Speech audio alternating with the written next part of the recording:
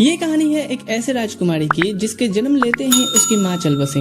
उसे एक magical book थमा के जिसमें वो पढ़ती है कि 14 साल के उम्र में उसे महाराज यानी खुद के फादर को मारने के आरोप में आजीवन कारावास दे दिया जाता है।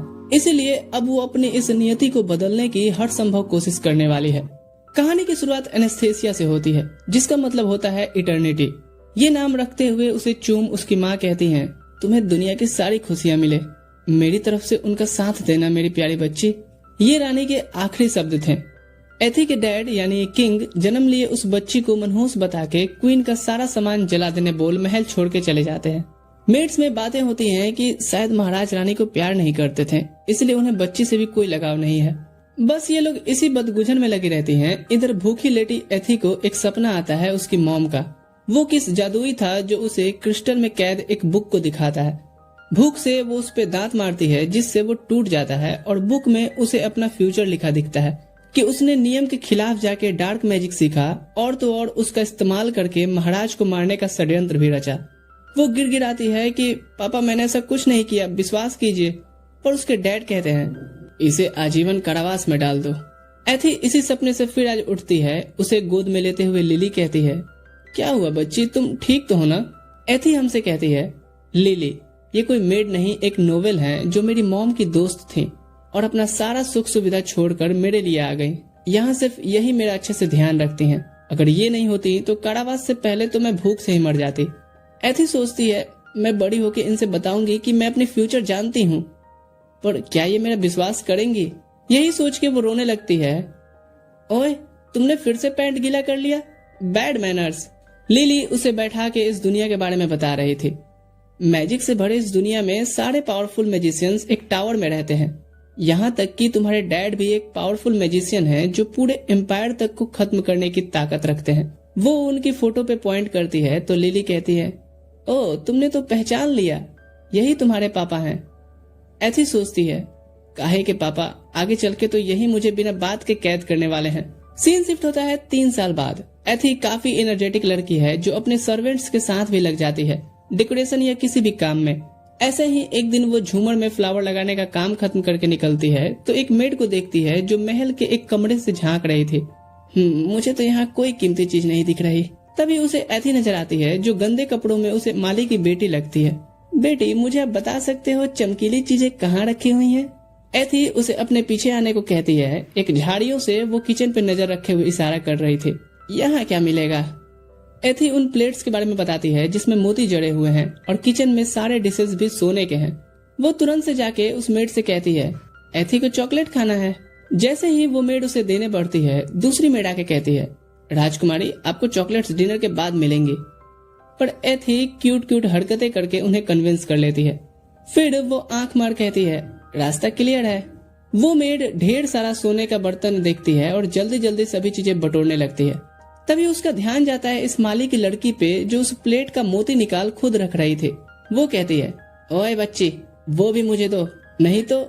वो उस पे चाकू फेंकती है पर एथी उसे डॉज करके वो झूमर खोल देती है जो उसने सुबह ही बांधा था और वो मेड उसमें फंस गई थी। गार्ड्स उसे ले जाते हुए कहते हैं, तूने जब अपना नाम शीला बताया था मुझे उसी समय तेरी जवानी पे डाउट करना चाहिए था। इधर एथी खुश थी क्योंकि उसने अपने सपने में उस बुक में देखा था कि इस चोर मेड को रोकते हुए लिली की जान चली जाती है। अब वो जान गई थी कि नियति को वो समय रहते बदल सकती है। कुछ चीजें तो एथी भी चुरा के रख रही थी, पर क्यों आगे पता चलेगा। इधर क्लॉड को फेलिक्स आगे बताता है, महाराज पता है पुराने महल में एक मेड अपनी पहचान बदल के चोरी के मकसद से आई थी, जिसे राजकुमारी ने बड़ी ही बहादुरी से पकड़ा। फालतू की खबर से मेरा टाइम वेस्ट नहीं करो फेलिक्स। वहीं हम विजार्ड टावर में लूकस को देखते हैं जिसे एहसास हो गया था कि कोई तो ओबेलियन एम्पायर की नियति को बदलने की कोशिश कर रहा है, जो ये है कि एक बदनसीब राजकुमारी को जन्म देते ही उसकी मां मर जाती है। बाप सभी चीजों में आग लगवा बेटी को त्याग देता है, जिससे वो अपने फादर के प्यार के लिए तरसते हुए 9 साल की होती है, जहां पहली बार उसकी मुलाकात अपने फादर से हुई थी। वो सोचती है सिर्फ यही एक इंसान मेरा ब्लड रिलेटिव है। वो हर कोशिश करती है ताकि उसके फादर उसे प्यार करें, पर ऐसा होता नहीं है। उसका थोड़ा बहुत होप भी 14 साल की उम्र में टूट जाता है जब उसे पता चलता है कि जिनेट नाम की उनकी एक दूसरी बेटी भी है जो सभा में आते ही अपनी खूबसूरती और एनर्जी से सबका ध्यान खींच लेती है। सभी उससे प्यार करते हैं, यहाँ तक कि महाराज भी। अब इतनी दुख से पीड़ित राजकुमारी अपने हाथ डार्क मैजिक से भर लेती है और उसे अपने फादर को मारने के आरोप में जेल में डाल दिया जाता है, जहां वो खुद की ही जान ले ली थी। ये कहानी उस बेचारी राजकुमारी की है जो गलत रास्ता चुन लेती है। हाँ, क्या बक रहे हो बे एनिमे टेलर? वो राजकुमारी मैं ही हूँ और मैं कोई बेचारी नहीं हूँ। बेचाऊंगी तुमको ज्यादा बोले तो। मैं अपनी ये नियति बदल के रहूंगी। अगले दिन वो देखती है मेड वाले इंसिडेंट की वजह से किचन की पहरेदारी तगड़ी कर दी गई है, जिससे उसे आज ज्वेलरी चुराने में दिक्कत आने वाली है। वो सोचती है कोई बात नहीं, एक दिन की वजह से मैं खुद का भांडाफोड़ नहीं करना चाहती हूँ। लिली को बचपन से लगता था कि मुझे चमकीली चीजें पसंद है, इसलिए वो मुझे उनसे खेलने के लिए देती थी। पर उसे नहीं पता कि मुझे ये पता है कि गोल्ड आने वाले 5 साल में 2 लाख से भी ज्यादा महंगा बिकेगा। मेरी पापा से मुलाकात 9 साल की उम्र में होगी ना, उससे पहले मैं लिली को लेके ये महल छोड़ के ये देश छोड़ के चली जाऊंगी और मस्ती में ऐश करूंगी। पैसा ही पैसा होगा। मस्त प्लान है। अभी के लिए वो चॉकलेट्स वाली पिन को ही आज का सेविंग समझ के रख रही होती है। फिर जब वो फाउंटेन में हाथ धोने बढ़ती है, खुद का रिफ्लेक्शन देख सोचती है, सभी कहते हैं मैं अपनी मॉम जैसी दिखती हूँ, सिर्फ इन आंखों को छोड़कर जो मैंने डैड से लिए हैं। पर मैं उनसे मैजिकल पावर्स क्यों नहीं ले पाई? शायद इसीलिए मेरे पापा मुझसे नफरत करते हैं। सही तो है, इन आंखों का क्या लेके मैं अचार डालूंगी? ऐसी आंखें तो उस जेनेट के पास भी होंगे। हाँ, अभी वो सब सोचना बेकार है। फिलहाल तो अपना आज का सेविंग जमा कर देती हूँ। जब वो महल लौटती है, देखती है अरे सारे गार्ड्स कहाँ गए और डेकोरेशन भी हटा हुआ है। उसे सुनने को मिलता है कि महाराज के कहने पे पूरे महल का इंस्पेक्शन चल रहा है, क्योंकि उस मेड के पास से चोरी का सारा सामान नहीं मिला था। ये सुन एथी तुरंत से भागती है अपने कमरे में कि इस चक्कर में कहीं उसका सालों से जमा किया जा रहा खजाना भी उनके हाथ न लग जाए। वो अपने बेड के नीचे सभी पोटली सही सलामत देख कहती है, हस यही है, तुम लोगों पे तो मेरा पूरा फ्यूचर डिपेंडेंट है रे।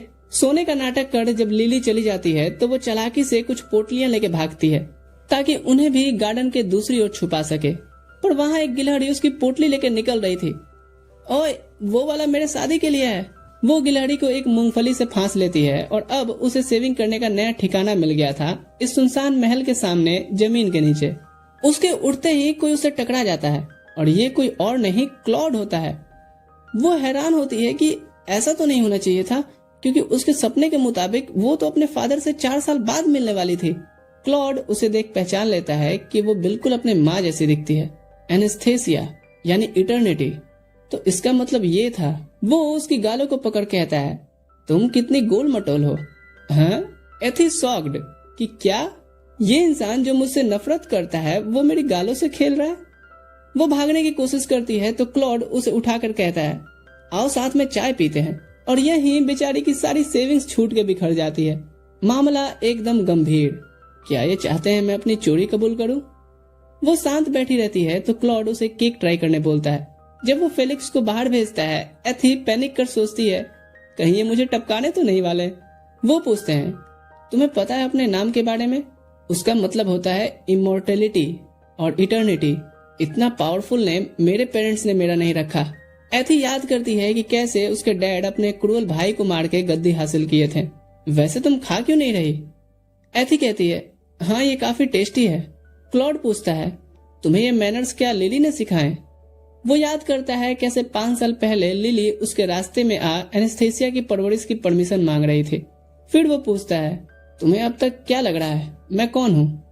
यहाँ एथी को कहना चाहिए महाराज या कुछ और, पर वो कहती है आप मेरे पापा हैं। उसके बाद वो घबराती है कि कहीं ये नाराज ना हो, पर क्लॉड ये सुन खुश होता है। अब उसे छोड़ते ही वो रोते हुए भागते आती है। लिली उसे गोद में ले पूछती है, इसे कुछ हुआ है क्या? फेलिक्स कहता है, नहीं, ये बस महाराज से मिल के आ रही हैं। उन्होंने एथी को रोज मिलने बुलाया है। एथी इधर सोच रही थी, पर क्यों मुझे नहीं मिलना? क्लॉड उठ कहता है, तुमने अच्छी परवरिश की है, पर हम इसे अब प्रिंसेस ट्रीट की है कि शायद अब महाराज उसे डांटेंगे, पर ऐसा होता नहीं है। घर आके वो सोच रही थी, लगता है बाल कितने चमकीले हैं। एथी को पसंद आया। क्लॉड कहता है, ओ हाँ, तुम्हारी वो सारी चमकीली चीजें मेरे पास ही पड़ी हुई हैं, आके कभी ले जाना। एथी शर्म से टूट जाती है कि मुझे होता है। इधर महल में लिली से उसे पता चलता है कि वो एक ड्रीम लोटस था जो इल्यूजन क्रिएट करता है। उस रात क्लॉड उस झील के पास आता है जहां एथी सपने में अपनी माँ की सुरीली आवाज सुनती है। वो उनका चेहरा देखने बढ़ती है, पर उससे पहले उसकी नींद खुल गई थी। फेलिक्स उसे उठा के ले जा रहा होता है चलिए, महाराज के साथ आपका ब्रेकफास्ट प्लान हुआ है, लेकिन वो अभी तक सो ही रहे हैं, तो उन्हें जाके आप ही उठाइए। वो कहते हुए आती है, पापा मैं आ रही हूँ। वो देखती है ये तो बेड की जगह सोफा पे सोए हुए हैं। ये मेरे सपने वाले पापा जैसे तो बिल्कुल नहीं है। देखो तो कितने लापरवाह तरीके से सोए हैं। मेरा गाल खींच रहे थे ना। चीन टपाक डमडम। वो लगती है क्लॉड को छेड़ने, जिससे वो उठने वाला होता है तो पैनिक होके वो लोरी गाना शुरू कर देती है। ला ला ला ला लोड़ी, दूध की कटोरी। नाश्ता करते हुए वो क्लॉड के लाल गाल को देख सोचती है, अगर इन्हें पता चल गया तो मेरी पिटाई हो जाएगी। तभी फिलिक्स कहता है, ड्यूक आपसे मिलने आए हैं। वो एथी को इधर ही रखने बोल निकल लेता है। एथी फिर महल में घूमने लगती है कि शायद कहीं उसे अपनी मॉम की तस्वीर देखने को मिल जाए।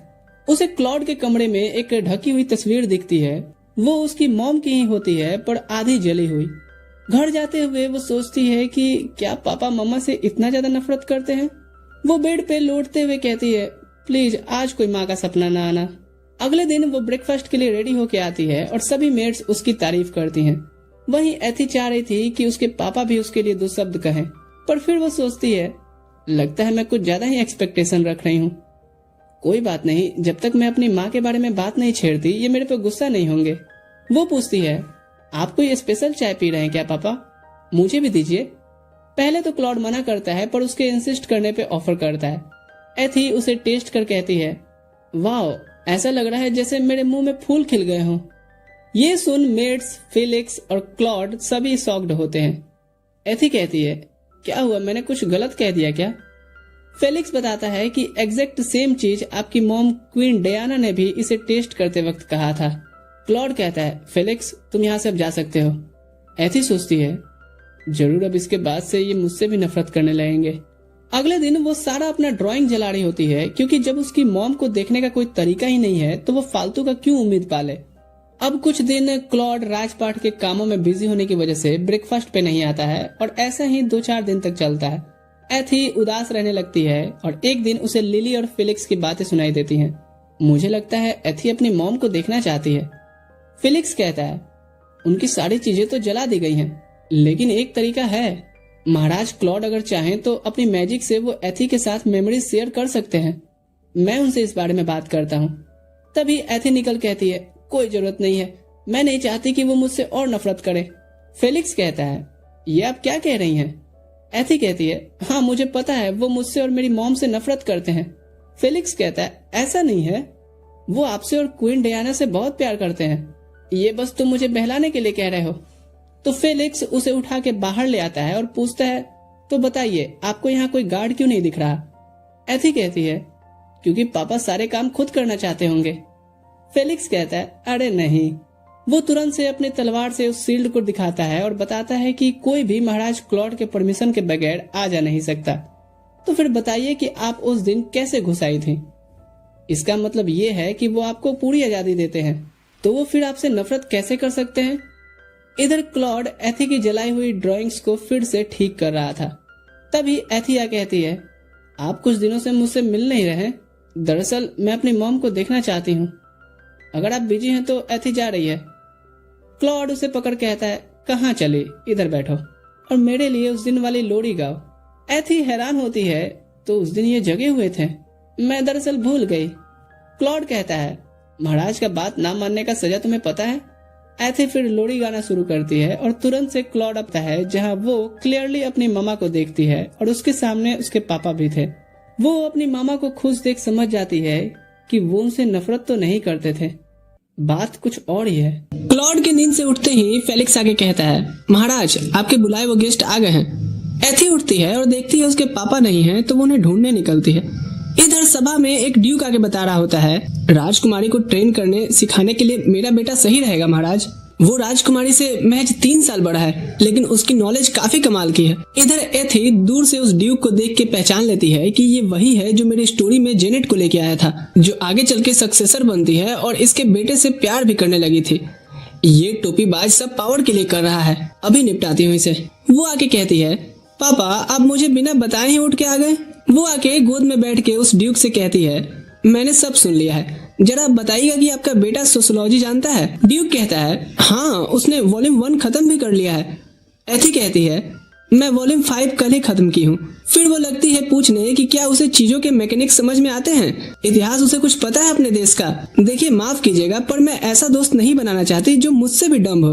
वो ड्यूक कहता है चलिए ठीक है, मानते हैं कि वो इन सब में उतना भी आगे नहीं बढ़ पाया है, पर वो मैजिक यूज करता है लेकिन आप नहीं, वो इसमें आपकी मदद कर सकता है। तभी क्लॉड कहता है बस इस लड़की की बात से लगता है कि अभी दोस्त नहीं बनाना चाहती, हम इस बारे में बाद में बात करेंगे। ड्यूक कहता है जी महाराज। वो मैजिक वाली बात अब एथी के दिल पे आके लगती है। वो ढेर सारे मैजिकल बुक्स लेके जंगलों में आसन लगा के बैठती है। एक पेंडुलम को लिए वो चैंटिंग शुरू करती है। उसका तेज घूमना बताएगा कि मैजिक काम कर रहा है या नहीं। कुछ देर तक तो वो हवा से झूलता है पर फिर रुक जाता है। एथी डिस्परेट होके कहती है मेरे डैड एक पावरफुल मैजिकल विजार्ड है, मॉम कमाल की मैजिकल डांसर थी, पर मैं इतनी डफर कैसे हो सकती हूँ? क्या मेरे में इतनी सी भी मैजिक नहीं है? सीन शिफ्ट होता है अब 2 सालों बाद। लिली मार्केट में फल सब्जियां लेने आई थी जिसपे लूकस की नजर पड़ती है। माय गॉड, ये औरत जिंदा कैसे है? ये मैं क्या देख रहा हूँ? कौन है जो नियति को फिर से दोबारा लिख रहा है? वो एक मैजिक करता है जिससे उसकी मैजिकल डोर कैसल की तरफ इशारा करती है। इधर एथी मछली जल की रानी है का लेटेस्ट वर्जन सभी को सुना के एंटरटेन कर रही होती है। तभी वो ड्यूक फिर से आगे कहता है महाराज की जय हो। 2 साल बीत गए महाराज, मुझे लगता है अब राजकुमारी को एक दोस्त बना लेना चाहिए। लड़का नहीं तो लड़की ही सही। मैंने खुद एक लड़की को बड़े ही लाड़ प्यार से पाला है जो राजकुमारी की ही एज की है। नाम है जेनेट मार्गरीटा। एथी कहती है चीज मार्गरीटा है तो लाओ। ड्यूक कहता है वेरी फनी राजकुमारी, पर उसने लॉ की काफी ज्यादा पढ़ाई की है, मुझे लगता है कि वो आपके काफी काम आ सकती है। एथी कहती है महाशय मैं एक राजकुमारी हूँ और मुझे लॉ के सारे आर्टिकल्स जबानी याद है। फिर वो एक एक करके बताने लग जाती है। वो कहती है मेरा स्टडी पार्टनर कोई ऐसा होना चाहिए जिसे कम से कम हिस्ट्री, ज्योग्राफी, सोशियोलॉजी, मैजिक और कानून पता हो। फिर वो एक बुक निकाल पूछती है क्या उसने ये न्यू एडिशन पढ़ा है? ड्यूक कहता है वो इसे पढ़ने का प्लान कर रही है, जैसे ही इसका हिंदी ट्रांसलेशन पब्लिश होता है तो। वो उस बुक को उसे थमाते हुए कहती है ये उसे ले जाके दे दीजिएगा, मैंने ऑलरेडी ट्रांसलेट कर दिया है। ड्यूक का शकल देखने लायक था। फिर वो कहती है ये तो अच्छा है कि मैं आजादी के पहले जन्म नहीं ली, नहीं तो कॉन्स्टिट्यूशन ऑफ इंडिया मैंने ही लिखा होता। इसके बाद वो क्लॉड से कहती है डैड मैं थोड़ा गार्डन में खेलने जा रही हूँ। क्लॉड उसे रोक कहता है ये लो जो बुक तुमने मांगा था। गार्डन में आ वो सोचती है अगर मैंने उस दुष्ट ड्यूक को महल में किसी भी बहाने से जगह दे दिया तो मैं उसके साजिश में फंस जाऊंगी, इसलिए मुझे बिल्कुल रिस्क नहीं लेने का है। वो अपने डैड से लिए उस बुक को पढ़ना शुरू करती है। फिर कुछ जमीन पे ड्रॉ कर चैंटिंग शुरू कर देती है जिससे वो बुक उड़ते हुए उससे दूर जाने लगता है। वो उसके पीछे भागते हुए एक आदमी से टकरा जाती है और ये लूकस था। वो कहता है आखिर मैंने तुम्हें ढूंढ ही लिया नियति को बदलने वाली। लेकिन जैसे ही वो देखता है कि ये तो एक बच्ची है वो कहता है क्या? नहीं माफ करना, मैं किसी और की बात कर रहा था। फिर वो जाने बढ़ता है तो एथी कहती है हे सुनो तुम हो कौन और मेरी बुक तो दे के जाओ। तभी फेलिक्स उसे ढूंढता हुआ आ रहा था लेकिन लूकस एक चुटकी बजाता है और फेलिक्स वहाँ से चुपचाप चला गया था। एथी उसकी तरफ देख कहती है ये तुमने किया ना? लूकस कहता है हाँ मैं इस दुनिया का सबसे पावरफुल मैजिशियन हूँ। वो जाने बढ़ता है तभी एथी कहती है मेरा बुक तो दे के जाओ लड़की जैसे बालों वाले। तुमने अभी जो स्पेल कास्ट किया वो फिर कभी नहीं करना, ये खतरनाक हो सकता है। इतना कह के वो बुक उसकी तरफ फेंक उसके आंख खोलने से पहले गायब हो गया था। इस बारे में एथी शाम में फेलिक्स से बता रही होती है तो वो कहता है मुझे तो ऐसा कुछ याद नहीं और इतना कोई पावरफुल होगा मुझे तो लगता भी नहीं है। एथी मुंह फुलाते हुए कहती है मेरे बातों पे तो कोई विश्वास ही नहीं करता। ये कहते हुए वो भाग जाती है। फेलिक्स कुछ देर बाद आके क्लॉड से कहता है महाराज आपको नहीं लगता राजकुमारी को एक दोस्त की जरूरत है जिससे वो खुल के चीजें शेयर कर सके? नहीं मैं उस लालची ड्यूक के बारे में नहीं कह रहा, पर देखिए तो वो हर समय अपने से बड़े लोगों के बीच घिरी रहती है, कहीं उसके अंदर कोई ऐसी चीज ना बैठ जाए जिसे वो किसी से शेयर ही ना कर सके। तभी एथी कूदते हुए आती है और आके अपना केक ठूसने लगती है। क्लॉड कहता है तुम्हें इतना भी केक नहीं खाना चाहिए। एथी सोचती है क्या ये इनडायरेक्टली कहना चाह रहे हैं कि मैं चबी होते जा रही हूँ? फेलिक्स की बातों को याद कर क्लॉड पूछता है क्या तुम्हें अपने उम्र के दोस्त चाहिए? एथी कहती है नहीं पापा मेरे साथ आप हैं, लिली है, फेलिक्स है, मुझे सो कॉल्ड दोस्तों की जरूरत नहीं है। पर तभी वो सोचती है लेकिन मैं ये मैजिक वाली चीज किससे शेयर कर सकती हूँ? उसके ध्यान में वही लंबे बालों वाला मैजिशियन आता है जो उससे कहा था कि इस स्पेल का इस्तेमाल फिर कभी नहीं करना। वो क्यूरियस होती है जानने को कि आखिर करूंगी तो ऐसा क्या हो जाएगा। इधर लूकस ओबेलियन एम्पायर को देख सोच रहा था आखिर कहाँ छुपा है तू मायावी। तभी उसे फिर से कुछ सेंस होता है और इधर जंगलों में एथी फिर से उसी स्पेल का चैंटिंग कर रही होती है और इस बार वो कुछ एक्टिव कर ली थी, पर तभी सब रुक गया था और एथी सोचती है ये क्या हुआ। सामने लूकस को देख वो कहती है, ओह तो ये तुम हो लड़की जैसे बालों वाले। लूकस कहता है, मैं लॉर्ड लूकस हूँ और मैंने मना किया था ना। फिर वो उससे कुछ लोगों के नाम लेके पूछता है, क्या तुम इनकी बेटी हो, क्या इनकी हो? और एथी ना करते जाती है।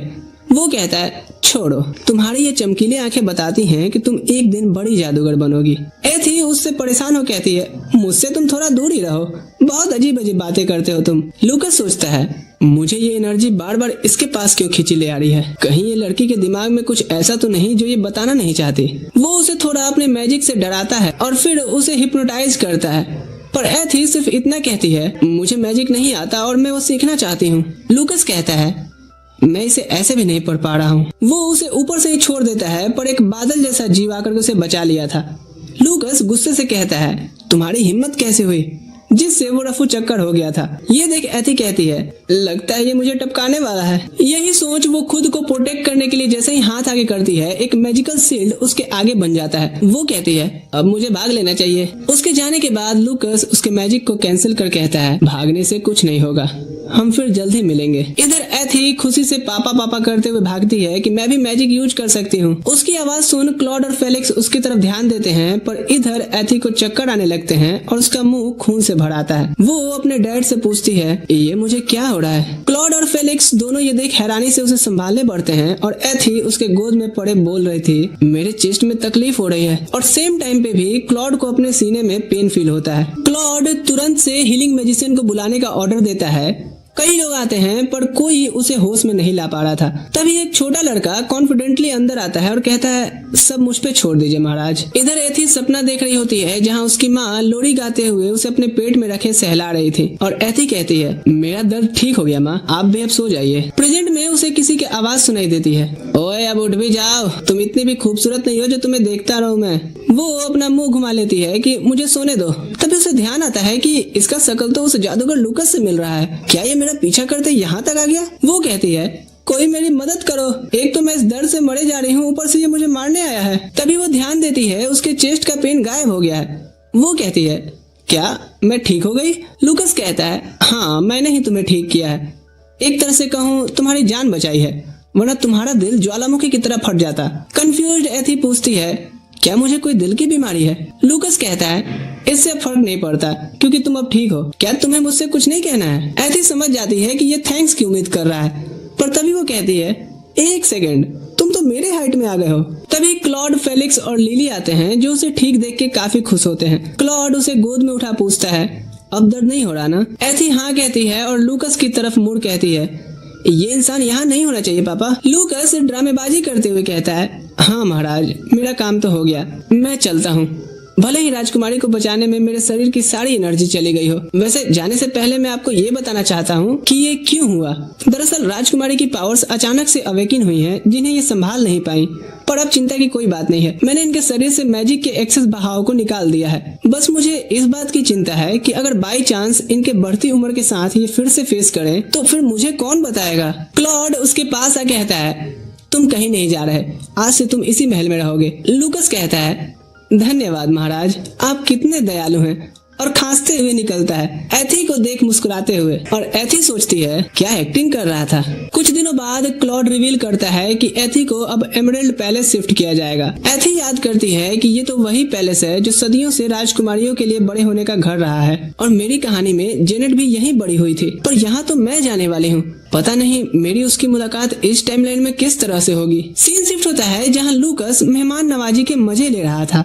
वहीं एथी तो अपनी पेंडुलम लिए यही सोच रही थी, क्या सही में मेरे में अली गुती भी मैजिक नहीं है। वो फ्रस्ट्रेट होकर कहती है, क्या घपर घपर खाए जा रहे हो, मैं यहाँ परेशान हूँ। लूकस कहता है कि मैजिक है, बस सील किया हुआ है।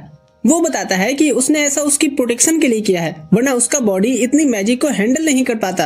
एक तो मैंने तुम्हारी जान बचाई, थैंक्स बोलने की जगह झूठा बोल रही हो। एथी पूछती है, अगर तुम झूठे नहीं हो तो फिर बच्चा बनने का नाटक क्यों कर रहे हैं? लूकस बताता है कि वो 400 साल तक सोता रहा है और जो थोड़ी बहुत मैजिक उसके पास बची है उससे अपना असली शरीर ले पाना पॉसिबल नहीं है, और ऊपर से ये छोटा रूप अपनी बेइज्जती सह सकता है, बड़ा वाला नहीं। वो अपनी कीमती मैजिक खर्च करने के बाद उसे बचाया है। तुम्हें पता भी नहीं है कि मैं अभी कैसा फील कर रहा हूँ। एथी चीख कर कहती है, तुम बस अपनी बीमारी को बढ़ा चढ़ाकर बता रहे हो, नहीं तो तुम डैड को इस बारे में जरूर बताते।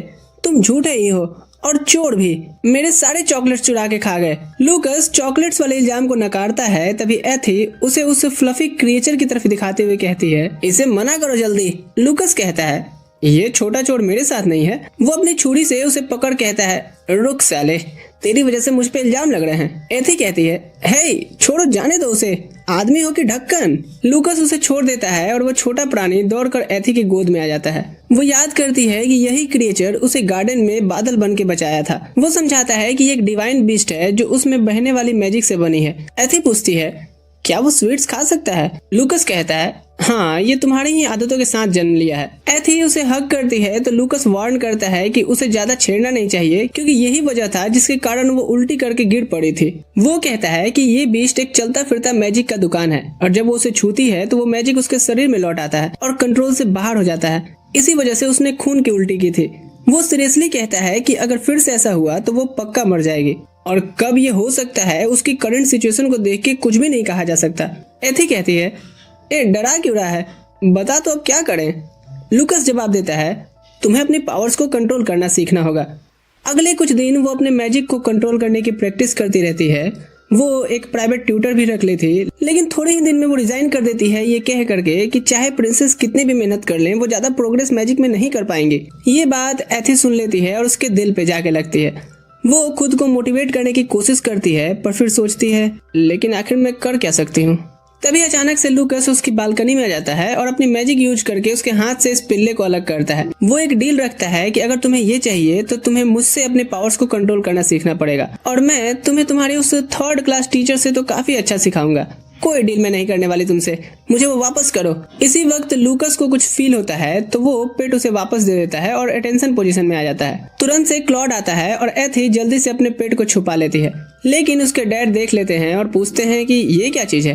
एथी थोड़ी हेजिटेट होकर के कहती है, ये मेरा फ्लफी दोस्त है। तभी लूकस बीच में बोलता है, यही वो क्रिएचर है जो प्रिंसेस के मैजिक के ओवरफ्लो होने से पैदा हुआ है। क्लॉड पूछता है, क्या यही क्रिएचर एथी की परेशानी का सबब था? लूकस कहता है, हाँ महाराज।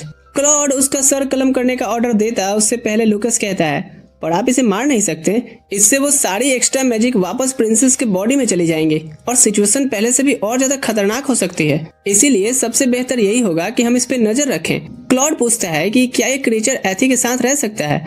लूकस कहता है, रह सकता है, पर ज्यादा देर तक नहीं। इस पर क्लॉड ऑर्डर देता है, एथी तुम सिर्फ रोज 1 घंटा इससे खेल सकती हो। अगले कुछ दिन एथी मैजिक कंट्रोल की प्रैक्टिस करती रहती है, लेकिन फिर से फेल हो जाती है। फ्रस्ट्रेटेड होकर के वो सोचती है कि आखिर किसने ये सपना एक बेताल की तरह उसकी किस्मत के पीछे लगा दिया है। तभी लूकस उसके सर पर एक सेब मारते हुए कहता है, तुम्हें थोड़ा सावधान रहना चाहिए, स्पेल कास्ट करना बिना सोचे समझे तुम्हारी जान ले सकता है। वो आके कहता है, तो तुम्हें मैजिक सीखना है बिना उसके बेसिक्स जाने। क्या तुम्हें याद नहीं कि तुम्हारे शरीर में ऑलरेडी मैजिक बॉम्ब की तरह सील है जो कभी भी फट सकता है। एथी उससे हेल्प करने को कहती है और उसे मनाने लग जाती है कि वो तो दुनिया का सबसे पावरफुल मैजिशियन है, कुछ भी पॉसिबल कर सकता है, लेकिन इसका लूकस पे कोई असर नहीं होता। तभी लूकस का पेट जोर से गुड़गुड़ करता है और एथी उसे चिढ़ाने लगती है कि लगता है कि वो भूख से मरने वाला है। लूकस गुस्से में जवाब देता है कि हाँ, और अगर मेरी पावर्स को रिस्टोर करने का कोई और अच्छा तरीका होता तो मैं वो कब का कर चुका होता। एथी कहती है कि जब मेरे अंदर इतनी मैजिक है कि बार बार ओवरफ्लो हो जाती है और तुम्हें बस और मैजिक की चाह है, तो फिर हम दोनों एक डील क्यों नहीं करते। शाम को जब ड्यूक क्लॉड के साथ मीटिंग में होता है, एथी उनकी मीटिंग के बीच में घुसकर उन्हें इंटरप्ट कर देती है। फेलिक्स सोच लेता है कि शायद वो लोग राजकुमारी के लिए कोई दोस्त के बारे में ही बात कर रहे थे। ड्यूक फिर से जेनेट का नाम रखता है कैंडिडेट के तौर पे, लेकिन एथी तुरंत मना कर देती है और कहती है कि उसके पास इससे भी ज्यादा अच्छा कैंडिडेट है। रूम में लूकस एंटर होता है और झुककर सलाम करता है। वो प्रॉमिस करता है कि वो कभी महाराज को निराश नहीं करेगा और जब तक प्रिंसेस बड़ी नहीं हो जाती तब तक उनका ध्यान रखेगा। फिर कुछ दिनों तक लूकस उसे बेसिक चीजें सिखाने लगता है, जैसे लिखने के लिए क्विल को कंट्रोल करना, हीलिंग पोशन के बारे में सीखना, बैलेंस ट्रेनिंग करना, और आखिर में उसे पूरे महीने के लिए एक बड़ी सी चेकलिस्ट देके चला जाता है। अब एथी का दिन इसी रूटीन में गुजरने लगते हैं। एक रात जब एथी पढ़ते हुए सो गई होती है, लूकस नोटिस करता है कि उसके हाथ में रखी क्विल हवा में फ्लोट कर रही है। ये देखकर वो शॉक्ड रह जाता है। अगले दिन जब एथी एक और किताब पढ़कर फिनिश करती है, लूकस उसके पास आके पूछता है कि वो इतना ज्यादा मेहनत क्यों कर रही है, तुम्हें तो बस जिंदा रहने के लिए मैजिक सीखने की जरूरत है। एथी जवाब देती है कि जब जिंदगी दांव पे लगी हो तो इतना मेहनत तो कुछ भी नहीं है। लूकस पूछता है कि पक्की बात है कि वो सिर्फ इसी वजह से कर रही है। सुबह जब एथी को क्लॉड गोद में लेता है, उसका हेयर क्लिप क्लॉड के बालों में उलझ जाता है। उसे ठीक करने के लिए वो क्लिप निकालती है और मजाक में उसके ऊपर रख देती है। क्लॉड मुस्कुराते हुए पूछता है, तो कैसा लग रहा हूँ मैं? एथी हंसकर जवाब देती है, बहुत ही सुंदर। बाद में जब वो गार्डन में चल रहे होते हैं, एथी फाइनली खुद से ये एक्सेप्ट करती है कि वो सिर्फ जिंदा रहने के लिए इतनी मेहनत नहीं कर रही, बल्कि इसीलिए भी क्योंकि वो अपने पापा की परी बनना चाहती है। रात को फेलिक्स क्लॉड को लूकस के बारे में जो पता चलता है वो दिखाता है। दोनों को पता चलता है कि लूकस कोई आम जादूगर नहीं है, बल्कि एक इंपेरियल मेज है, बहुत ही हाई रैंक का और पावरफुल। सिचुएशन को समझते हुए फेलिक्स धीरे से बोलता है कि क्या इतने ताकतवर मैजिशियन का प्रिंसेस के आसपास रहना ठीक है। लेकिन क्लॉड अपनी स्पेशल एबिलिटी यूज करके उन जगहों का एहसास करता है जहां लूकस गया था, और तब उसे एक इम्पोर्टेंट चीज पता चलती है कि लूकस ऑगड़े से आया है। ये सुनते ही क्लॉड की बंधी हुई सांस रिलैक्स होती है कि अगर वो वहां से आया है तो वो एथी को कभी नुकसान नहीं पहुंचाएगा। क्लॉड की बात सुनकर फेलिक्स भी काफी राहत महसूस करता है। फिर हल्का सा मुस्कुराते हुए कहता है, आप अपनी बेटी को तो दिन ब दिन और ज्यादा चाहने लगे हैं। ये कहते ही फेलिक्स को अपनी बातों का एहसास होता है। माफ कीजिएगा, मैं निकलता हूँ। क्लॉड अकेला रह जाता है खिड़की से बाहर देखते हुए। वो सोचता है कि एक गर्माहट और बेचैनी भरा एहसास, क्या इसी चीज को लोग प्यार का नाम देते हैं? ये शब्द उसके दिमाग में घूमता रहता है कि अगर हाँ तो शायद वो ये एहसास पहले भी कभी कर चुका है। अगली सुबह किसी महल के बगीचे में अचानक से बादलों में से एक बड़ी सी दरार पड़ती है और उसमें से एथी सीधा नीचे गिरती हुई नजर आ रही थी। क्या हो रहा है? लूकस! वो अपनी मैजिक यूज करने की कोशिश करती है पर कुछ भी काम नहीं कर रहा था। वो सीधे एक लड़के पे गिरती है जो उसे देख पूछता है, क्या तुम एक एंजल हो? हम कुछ देर पहले का सीन देखते हैं। लूकस उसे सिखाने की कोशिश कर रहा था पर उससे कुछ नहीं हो पा रहा था, ना एक चमक ना कोई पावर का एहसास, जैसे बची खुची भी मैजिक किसी ने स्ट्रॉ डाल के चूस लिया हो। इससे परेशान हो एथी कहती है, तुम मुझे सही से नहीं सिखा रहे। लूकस भी ताव में आके कहता है, तो क्या तुम चाहती हो कि मैं तुम्हें हर छोटी छोटी चीज प्रैक्टिकल करके दिखाऊं? एथी उसका हाथ पकड़ कहती है, मालिक आप तो बुरा मान गए, बस याद रखो ना कि मैं एक ना समझ हूँ, मुझे सिंपल तरीके से समझाना होता है ना। लूकस गहरी सांस लेता है, ठीक है। फिर वो सीधी भाषा में समझाना शुरू करता है, देखो मैजिक का मेन रूल है कि तुम अपना माना यूज करके उन एलिमेंट से काम करवाते हो जिनकी तुम्हें जरूरत होती है, पर इससे पहले एक और जरूरी स्टेप होता है। तुम्हें पहले उन एलिमेंट्स के साथ दोस्त बनना पड़ता है, उनको अपना मानना पड़ता है। जब तक तुम उनसे खुद से अपने दम पे कनेक्शन नहीं बना लोगी तब तक जादू क्या फुद्दू भी नहीं आएगा। एथी को उसका ये एटीट्यूड बिल्कुल अच्छा नहीं लगता। वो क्लियरली इरिटेट हो गई थी और लूकस को सीधा एक मुक्का जड़ देती है, ये चिल्लाते हुए कि ऐसी बातें मत बोलो जो तुम खुद ही नहीं समझते। इसके बाद हम देखते हैं वो खूब मेहनत से ट्रेनिंग करती है, लेकिन एंड में सब कुछ उल्टा पुल्टा हो जाता है। लूकस के तो मजे आ रहे होते हैं।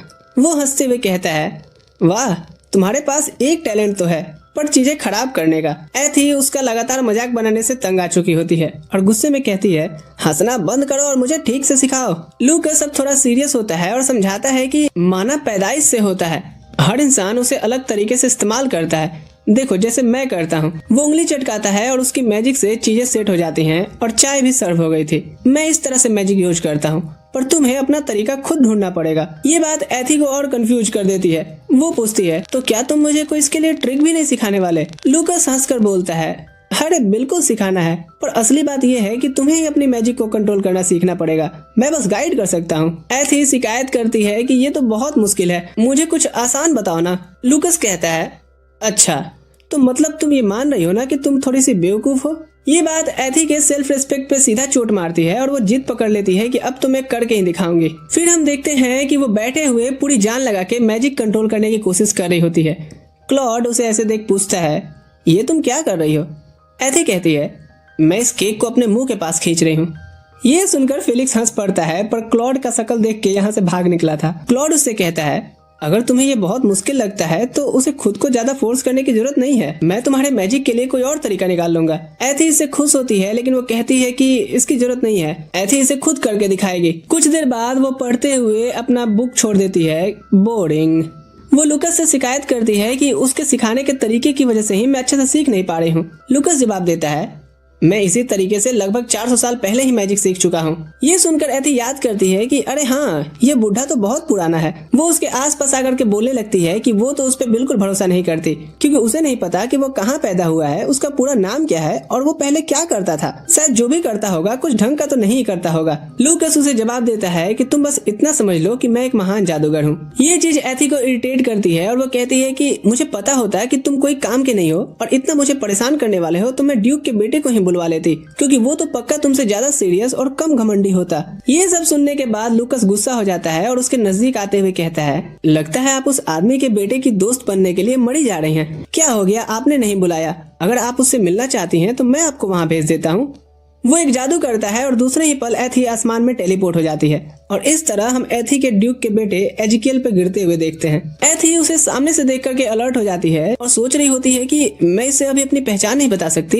एजिकियल उससे पूछता है, क्या वो सच में एक एंजल है? एथी को ये आइडिया आता है और वो कंफर्म करती है कि हाँ, वो एक एंजल है। पर एजिकियल उसकी आंखों का रंग देख करके समझ जाता है कि ये इंपेरियल फैमिली से है और जो कोई और नहीं, प्रिंसेस एथेनेसिया ही हो सकती है। लेकिन उसे सामने इतना नर्वस देख करके वो ये बात छुपा लेता है कि उसे सच पता चल गया है। वो एंजल की तरह ही उससे बातचीत जारी रखता है और पूछता है कि तो आप आसमान से क्यों गिर रही थी? पर इसी वक्त वो अपने पिता की आवाज सुनता है जो उसे बुला रहे होते हैं। वो आके पूछते हैं, किससे बात कर रहे थे? मैं बस कुछ सोच के खुद से ही बात कर रहा था। झाड़ियों के पीछे हम एथी को देखते हैं जो छुप कर झांक रही होती है, ये सोचते हुए कि दोनों एक ही थाली के चट्टे बट्टे लग रहे हैं। तभी वो सुनती है ड्यूक अपने बेटे से पूछता है, क्या तुम्हें अटलांटा जाके पढ़ने में कोई दिक्कत है? एजिक्वेल कहता है, वो बात नहीं है, बल्कि मुझे जेनेट की चिंता है, क्योंकि वो रोई जा रही है और नहीं चाहती कि मैं जाऊं। जालिम बुड्ढा कहता है, जेनेट के नखरों पे इतना ध्यान ना दो और बेहतर होगा कि तुम परिवार की तरक्की के बारे में सोचो।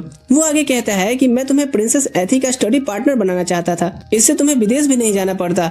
लेकिन मुझे समझ नहीं आता कि प्रिंसेस हमें अपना दुश्मन क्यों समझती हैं। इधर अपने मन में एथी जवाब देती है, क्योंकि बुढ़े तेरी असलियत पता है मुझे। एजिक्वेल अपने पिता से कहता है, राजकुमारी को भी तो हक है ना चुनने का, और आप किसी को फोर्स नहीं कर सकते। ड्यूक मानता है कि तुम ठीक कह रहे हो और पूछता है कि क्या तुमने अपना सारा सामान पैक कर लिया, क्योंकि वो बहुत जल्द रवाना होने वाला है। एजिक्वेल यहाँ पर हिम्मत जुटा करके कहता है कि मैं यहाँ ओवेलिया में भी तो रह के पढ़ सकता हूँ, क्या आप अटलांटा के सफर पे दोबारा विचार नहीं करेंगे? ड्यूक पीछे मुड़कर उसे साफ साफ बता देता है कि अगर वो चाहता है कि सब कुछ उसकी मर्जी से हो तो उसे वो स्किल्स हासिल करनी होंगी जो उसे ये करने की इजाजत दे। ये कहकर वो चला जाता है। एथी फिर अपने छुपे हुए जगह से बाहर आती है और उससे पूछती है, क्या वो ठीक है? हाँ, लेकिन वो थोड़ा उदास दिख रहा था। एथी कहती है, माफ करना, पर ये सब सुनने का मेरा कोई इरादा नहीं था। एजिक्वेल उसे तसल्ली देता है कहते हुए कि हाँ कोई बात नहीं। पर ये कहने पर एथी नोटिस करती है कि वो कांप रहा है, इसलिए वो उसे चीयरअप करने के लिए कहती है कि तुम अपनी प्रॉब्लम मुझे बता सकते हो, आखिर मैं एक एंजल हूँ। एजिक्वेल मुश्किल से इस बात को एक्सेप्ट करता है और इस तरह दोनों बैठ करके कुछ बातें करते हैं। ओह, तो तुम अपने परिवार के प्रेशर से इतने परेशान हो? एजिक्वेल भी खुलकर बात करता है कि हाँ, पर मुझे गर्व है अपने परिवार का वारिस होने पे, और अभी मुझे भले ही ये एक कैद की तरह लग रहा हो कि मैं अपनी मर्जी का नहीं कर पा रहा, पर मुझे ये भी पता है कि अभी मेरे लिए यही अच्छा है। ये सब सुनकर एथी सोचने लगती है कि ये कितना ज्यादा मैच्योर है, जबकि हम दोनों की उम्र तो एक ही है। उसे याद आता है कि वो हमेशा से यही सोचती थी कि ड्यूक कोई अपनी कठपुतली उसके सामने पेश करने वाला है, पर अब असल में वो समझती है कि नहीं, ये अपना एक अलग सोच भी रखता है और उसे मोटिवेट करने की कोशिश में सलाह देती है कि तुम अपने स्टडीज जल्दी खत्म करके आना और फिर अपने डैड के सामने ऐसे टेढ़े खड़े होकर दिखाना कि तुम कितने टैलेंटेड बन गए हो। ये सुनकर एजिक्वेल की हंसी निकल जाती है और एथी सोचती है कि ये हर लड़के मेरे बात पे हंसने क्यों लग जाते हैं। तभी एजिक्वेल माफी मांगकर कहता है, दरअसल मैं इसलिए हंसा क्योंकि तुम बिल्कुल सही कह रही हो। मैं अच्छी तरह जानता हूँ कि नोबल्स के बीच पावर्स को लेकर फाइट्स कभी खत्म नहीं होने वाली, और मेरे डैड मुझे इसीलिए ट्रेन कर रहे हैं ताकि मैं उनका सामना कर सकूं। हाँ, वो थोड़े कोल्ड हार्टेड हैं, पर क्या करें, आखिर बाप जो है। जैसे ही एथी कह रही होती है, सही में तुम अंदर से काफी स्ट्रांग हो। जमीन पर एक लाल रोशनी नजर आती है और उसे ले जाने लगती है। एजिक्वेल उसे पकड़ने की कोशिश करता है लेकिन वो उसे छू तक नहीं पाता। इस तरह एथी की घर वापसी होती है। लूकस जो एक किताब पढ़ रहा था उससे कहता है, लगता है तुम उसकी कंपनी काफी एंजॉय कर रही थी, मुझे तो लगा था कि आज कैंडल लाइट डिनर करके ही लौटोगी। पूरे सन्नाटे में एथी उठती है और गुस्से में उसे रख के देती है। लूकस अनजान बन पूछता है, ये किस लिए था? एथी उसे झाड़ते हुए कहती है, तुम बस अपनी मर्जी की करते हो। लूकस उसे याद दिलाता है कि तुम्हें ही तो ड्यूक के बेटे से मिलने की तलब हो रही थी, मैंने वही किया जो तुम चाहती थी। एथी कहती है, तुम बहुत घमंडी हो, थोड़ा घमंड कम करो, ऐसे तुम प्रोफेसर तो क्या चपरासी भी नहीं बन सकते। मैं उसे बिना बाय बोले ही आ गई, बताओ वो मेरे बारे में क्या सोचेगा। लूकस कहता है, इतनी सी बात है, रुको मैं फिर से भेज देता हूँ। एथी चिल्लाकर बोलती है, चीजें और मुश्किल मत बनाओ, और जब मैं कुछ बोल रही हूँ तो ध्यान से सुनो। मेड्स इधर पौधे में पानी दे रही थी और शोर सुन कहती हैं, जब से वो छोटा जादूगर आया है राजकुमारी की चहल पहल बहुत बढ़ गई है, दोनों अच्छे दोस्त बनेंगे। इधर एथी महल से काफी खराब मूड में बाहर निकलती है। लिली उसे देखने आती है और जब वो पूछती है कि कहाँ जा रही हो तो एथी कोई जवाब नहीं देती। रात को वो नदी किनारे बैठी सोच रही होती है, अभी तक मैं अपनी पावर्स यूज नहीं कर पा रही। जब वो ख्यालों में डूबी होती है उसे अपनी माँ की आवाज सुनाई देती है। वो तुरंत ढूंढने लगती है और जब वो पानी में झांकती है तो उसे अपनी माँ की परछाई नजर आती है। एथी निराश हो पूछती है कि क्या सच में इस दुनिया में ऐसा कोई भी चीज नहीं है जो वो कर सके। वो आवाज उसे तसल्ली देती है कि तुम बहुत मेहनत कर रही हो, चाहे तुम जादू यूज भी ना कर पाओ कोई बात नहीं। फिर वो आवाज एक रूप लेती है और अपने हाथ खोलकर उसे गले लगाने जैसा इशारा करती है। एथी उसे महसूस करने के लिए गले लगाने बढ़ती है, लेकिन जैसे ही वो छूती है वो रूप गायब हो जाता है और एथी पानी में गिर गई थी। तभी अचानक से वो पानी के पौधे उसे पकड़ लेते हैं और नीचे खींचने लगते हैं। इधर लूकस सेंस करता है कि एथी अभी तक क्यों नहीं आई। वो एक पोर्टल खोलता है और उसे ढूंढने निकलता है। वहीं एथी उन पौधों से छूटने की कोशिश करती है। वो लूकस की सिखाई हुई बातें याद करते हुए आखिरकार अपने आप को छुड़ा के बाहर निकलती है। उसी वक्त लूकस भी वहाँ पे पहुँच गया था और बाहर आने पे एथी पूछती है कि क्या वो जादू यूज कर सकती है। लूकस हाँ बोलता है और बताता है कि ये पानी वाला जादू था। वो ये भी बोलता है कि मैं तुम्हें ढूंढते हुए नहीं आया था, बल्कि यहीं से गुजर रहा था। एथी को उससे फर्क नहीं पड़ता क्योंकि वो तो बहुत खुश थी और उसे गले लगाते हुए कहती है, आखिरकार मैंने जादू यूज किया। वो याद करती है कि ये सब आखिर लूकस का ही सिखाया है और वो उसे शुक्रिया बोलती है, चाहे उसका तरीका थोड़ा घमंडी ही क्यों ना हो। फिर दोनों महल वापस जा रहे होते हैं। तभी लूकस रुक कर पूछता है कि क्या तुम्हें मुझसे डर नहीं लगता, क्योंकि मुझे हैरानी होती है कि तुमने मुझे मुक्का मारा जबकि मैं एक पावरफुल मैजिशियन हूँ। एथी बोलती है, नहीं मैं तुमसे नहीं डरती, चाहे तुम कितने भी पावरफुल हो या तुम मुझे बदले में मुक्का ही क्यों ना मारो। लूकस कहता है, मैं लड़कियों पे हाथ नहीं उठाता, खास करके 400 साल छोटी। दोनों खुशी खुशी बात करते हुए जा रहे होते हैं। तभी लिली एथी को ढूंढते हुए आ रही थी। वो पूछती है, क्या हुआ और वो पूरी गीली क्यों है। एथी बोलती है, मैं वो बस घास पर लेटी थी। तभी पीछे से क्लॉड आकर पूछता है, क्या तुम श्योर हो कि वो बस घास था, और हमेशा की तरह पूछता है कि बताओ क्यों नहीं हो रही पढ़ाई। एथी लूकस की तरफ इशारा कर बोलती है, तू बोलना। और लूकस कुछ शातिर जवाब ढूंढने वाला होता है कि तभी क्लॉड उन्हें टांग कर कहता है, आजकल काफी शैतानियां होने लगी हैं, और दोनों माफी मांगते हैं। अगले दिन से हमारी एथी जादू को कंट्रोल करने की प्रैक्टिस करी होती है और अब वो अपने लिए चाय का कप रेडी कर लेती है। काफी खुश होकर के वो लूकस से पूछती है, हे क्या तुमने देखा। लूकस कहता है, हाँ, और उसे फास्ट सीखने पर बधाई भी देता है, और फिर क्रेडिट खुद ले लेता है कि मैं तो बचपन से ही जीनियस हूँ। ये बात फिर से एथी को इरिटेट करती है। अच्छा, और मेरी मेहनत का क्या। लूकस फिर अगला मंत्र सिखाने की बात करता है। ये सुनकर एथी खुश होकर बोलती है, मुझे इंसानों को उड़ाना सिखाओ। लूकस कहता है, नहीं, तुम अभी उस लेवल तक नहीं पहुंची हो। वो चिढ़ करके एक्सप्लेनेशन मांगती है तो लूकस कहता है कि तुम अभी बेसिक लेवल की चीजें उठा सकती हो, और अगर तुम्हें लोगों को उड़ाना है तो पहले बड़ी चीजें से शुरू करो, जैसे कमरे का फर्नीचर। और वो सभी चीजें उड़ा के दिखाने लगता है कि ये कैसा लगा, क्या तुम मेरी तारीफ नहीं करोगी। एथी, जिसको अब इस बड़बोले की आदत हो गई है, कहती है, हाँ हाँ, तुम सच में कमाल के हो। कुछ देर बाद दोनों पढ़ाई कर रहे होते हैं। एथी को मुश्किल होती है और वो सोचती है कि किससे पूछे। तब उसे एजिकल का याद आता है कि पिछली बार वो उसे सही से अलविदा भी नहीं बोल पाई थी। वो लूकस से कहती है कि मुझे ड्यूक के घर भेजो। लूकस मना करता है कि मेरी पावर्स इन सब फुद्दू चीजों के लिए नहीं है, और पिछली बार तुम्हारे रिक्वेस्ट पर मैंने भेजा था, फिर भी तुम गुस्सा हो गई थी, इसलिए मैं नहीं भेज रहा। जब कोई ऑप्शन नहीं बचता तो एथी उसकी दुखती नसों पे हाथ रखती है, उसकी तारीफें करना शुरू कर देती है, और आखिर जनाब मान जाते हैं। वो मैजिक करता है और एथी सीधे ड्यूक के चिमनी में लैंड करती है। लूकस, मैं तुझे देख लूंगी। तभी उसे एजिकल दिखाई देता है। एथी को देखकर वो कहता है, मिस एंजल। एथी उसे नमस्ते करती है और कहती है कि वो यहाँ मिलने आई है। जब वो उसे उठने में मदद करता है और उसका ड्रेस साफ करता है, वो नोटिस करता है कि उसकी आंखों का रंग उस दिन से अलग है। इधर एथी को लगा ही था कि कहीं उसकी आंखों की वजह से एजिकल उसे पहचान न ले, इसलिए उसने जाने से पहले लूकस से कहा था कि उसकी आंखों का रंग बदल दे, और इस तरह लूकस उसे अपनी तरह लाल रंग की आंखें देके भेजता है। प्रेजेंट में एथी थोड़ी शर्माती हुई पूछती है, वो उसे इतना घूर क्यों रहा है। एजिकल माफी मांगकर नजरें हटाते हुए उसके फिर से आने का रीजन पूछता है। एथी कमरे में थोड़ी इधर उधर देखते हुए उसे याद दिलाती है कि वो पिछली बार उसे बिना बाय बोले चली गई थी। हैरान होकर के एजिकल पूछता है क्या तुम सिर्फ इसलिए आई हो क्योंकि तुम्हें बुरा लगा कि मैं बाय नहीं बोल सकी? एथी हाँ कहती है।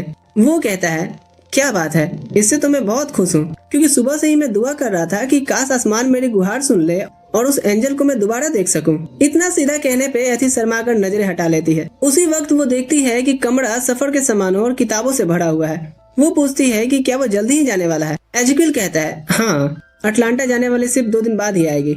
एथी सोचने लगती है कि वो मुल्क समुद्र के दूसरी तरफ है, ओबेलिया से बहुत दूर। ये बात एथी को अजीब लगती है क्योंकि वो तो फ्यूचर ड्यूक है। उसके सपने के अनुसार इकलौता वारिस होने के नाते इसे हमेशा सुरक्षित रखा गया है और आगे जेनेट और ये एक साथ खुशहाल जिंदगी बिताते हैं। ये सब याद करते ही एथी एक सूटकेस से टकराकर गिरने वाली होती है, पर एजिक्विल उसे पकड़ लेता है। जब वो अपने सारे बुक्स एक जगह कर रहा होता है, एथी सोचती है कि कैसे उसका ही नहीं बल्कि सबका फ्यूचर बदल गया है। वो एजिक्विल से पूछती है कि वो कब वापस आएगा। एजिक्विल कहता है मैं अब तभी लौटूंगा जब प्रिंसेस के लायक हो जाऊंगा।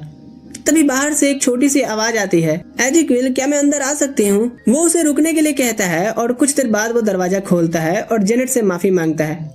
वो बताता है कि मैं बस पैकिंग कर रहा था। जेनेट पूछती है कि क्या वो किसी चीज में मदद कर सकती है।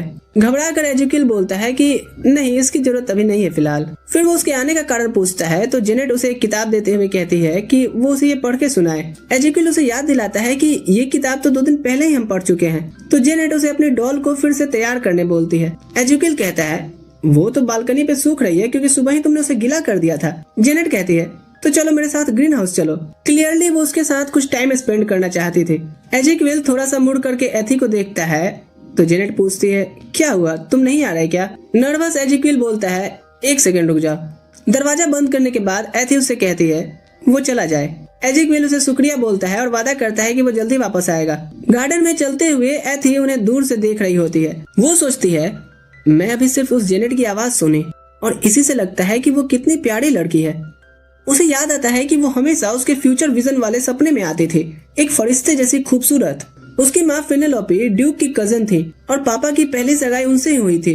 लेकिन जब उन्हें पता चला कि वो सेकंड प्रिंस हैं जिससे कि राजा नहीं बनेंगे तो उन्होंने सगाई तोड़ दी। लेकिन बाद में जब पापा अपने क्रूएल भाई को मार के राजा बने तब उन्हें पछतावा हुआ, लेकिन डैड ने उन्हें नहीं अपनाया और मरने से पहले उन्होंने एक लड़की को जन्म दिया जिसकी आंखें मेरे डैड जैसी थी और वो लड़की थी जेनेट। फिर इसे ड्यूक ने पाला और वो एक खूबसूरत शरीफ लड़की बन गई। और जब ड्यूक इसका परिचय क्लॉड से करवाता है तो जेनेट ने सबके साथ पापा का भी दिल जीत लिया था और ऐसे एक खुशनसीब राजकुमारी की लाइफ उसने जी। ये सब याद करके एथी सोचती है कि क्या उसे जेनेट से नफरत करनी चाहिए। अचानक लूकस पीछे से आकर कहता है ये लड़की कौन है, क्या ये किमेरा तो नहीं? एथी हैरान होती है तो लूकस बताता है कि किमेरा मतलब एक बच्चा जिसे काली जादू से बदला गया हो। इधर जब वो ग्रीन हाउस में जा रहे होते हैं, एथी और लूकस छुप कर उनका पीछा कर रहे थे। एथी कहती है चलो यहाँ से चलें, ये गलत है, पर लूकस उसे शांत करता है और एक मेटल बैरियर बना देता है। लूकस बोलता है कि ये किमेरा मुझे काफी क्यूरियस लग रही है। वो अंदाजा लगाता है कि वो सच में किमेरा हो सकती है क्योंकि उसका खून तो शाही है पर उसके शरीर में काले जादू की मिलावट भी महसूस हो रही है। ये सुनकर एथी उसे डांट देती है कि किसी बच्ची को किमेरा कहना कितना गलत है। उसकी अजीब बातें सुनकर वो पूछता है कि तुम उसकी तरफ से क्यों बोल रही हो। वो उससे इतना तक पूछ लेता है कि कहीं तुम दोनों बहनें तो नहीं, क्योंकि उनकी आंखों का रंग एक जैसा है। एथी तुरंत बोल देती है कि नहीं, मैं उसे ठीक से जानती भी नहीं। लूकस कहता है इसलिए तो हम उसका पीछा करेंगे। एक पियानो के पास पहुंच एजिक्विल जेनेट से पूछता है तो बताओ तुम्हें कौन सी धुन सुननी है। जेनेट कहती है तुम कोई भी बजाओ। एजिक्विल पियानो बजाना शुरू करता है और जेनेट उसे ध्यान से देखती रहती है। तभी लूकस और एथी भी वहां आ जाते हैं। वो देखते हैं कि जेनेट अचानक से रोने लगी थी। एजिक्विल ये देखकर पूछता है कि क्या हुआ। वो रोते हुए बोलती है कि वो उसकी पियानो की धुन हमेशा सुनना चाहती है। एजिक्विल भारी दिल से बताता है कि उसके पिता चाहते हैं कि वो विदेश में जाकर पढ़े। जेनेट बोलती है कि मैं चाचा जी से बात करूंगी ताकि वो उसे बाहर न भेजे, पर एजिक्विल समझाता है कि ये मेरा खुद का भी फैसला है। आंसुओं में डूबी जेनेट उससे पूछती है कि क्या वो बस उसकी एक बात और नहीं मान सकता। वो माफी मांगकर बोलता है कि इस बार वो उसकी बात नहीं मान सकता। जेनेट रोते हुए बोलती है कि उसके पास सिर्फ वही है और अगर वो भी चला गया तो वो अकेली हो जाएगी। एजिक्विल उसे शांत करने की कोशिश करता है कि वो हमेशा के लिए थोड़ी जा रहा है, वो उसे चिट्ठी लिखा करेगा, पर जेनेट रोना बंद नहीं करती। ये देख करके एथी समझ जाती है कि जेनेट को भी दर्द भरी जुदाई का सामना करना पड़ेगा। उसे याद आता है कि जब उसने भी अपने पिता को रोकने की कोशिश की थी तो कुछ भी नहीं बदला था और वो अकेली रह गई थी। वो सोचती है कि हम दोनों ही अपने अपने माँ बाप के प्यार से दूर पले हैं, वो भी मेरी ही तरह है। शायद मैं उसे गलत समझती आ रही थी। इसी दौरान उसके दिल में अचानक जोर से इच्छा उठती है कि वो भी अपने डैड से मिले और उन्हें जोर से गले लगाए। तभी लूकस पूछता है कि क्या तुम फ्यूचर देख सकती हो? एथी घबरा कर बोलती है बिल्कुल नहीं। लूकस मजाक में बोलता है कि सही में, पर पता नहीं क्यों मुझे तुम नॉर्मल लड़की नहीं लगती। खैर छोड़ो, चलो अब घर चलते हैं। पर अपने मन में वो सोच रहा होता है मैं भी देखना चाहता हूँ कि ये लड़की फ्यूचर को किस तरह का बनाएगी। घर पहुंचते ही एथी भागते हुए अपने डैड को हक करके गोद में लेने बोलती है। फेलिक्स हैरान होकर पूछता है अचानक क्या हुआ आपको? एथी बोलती है मैं जादू सीखने में बहुत बिजी थी, इसलिए हम दोनों मिल नहीं पा रहे थे और अचानक मेरा दिल किया कि मैं इनसे मिलूं। क्लॉड बोलता है कि शायद तुम अपना सोच से ज्यादा मेहनत कर रही हो। वो मानता है कि शुरू में वो सोचा था कि अगर वो हार मान लेती है तो वो उसे छोड़ देगा, पर अब वो उसकी हिम्मत देख चुका है, इसलिए वो उसे आगे बढ़ने के लिए कहता है। ये सुनकर एथी को सुकून मिलता है और वो पूछती है क्या आप हमेशा मेरे से इतना प्यार करेंगे? क्लॉड हैरान होकर कहता है ये कैसा सवाल है? एथी बोलती है नहीं, मैं बस जानना चाहती थी। क्लॉड मुस्कुराकर बोलता है कि वो उसे हमेशा प्यार करेगा बिना कोई शक के। रात को एथी अपने बिस्तर पर लेटे अपने डायरी में लिखती और ड्राइंग्स बना रही थी। वो सोचती है कि ये कितना अजीब है ना, उसने जिन लोगों को सपने में देखा था असली जिंदगी में तो वो सपनों से बिल्कुल अलग निकले। उसके पिता उसे कभी बोझ नहीं मानते, एजिक्विल भी अपने पिता जैसा नहीं है और जेनेट वो भी बस किसी के प्यार की मीरा बनी हुई है। सब लोग बिल्कुल अलग हैं जैसा वो सोचती आई थी।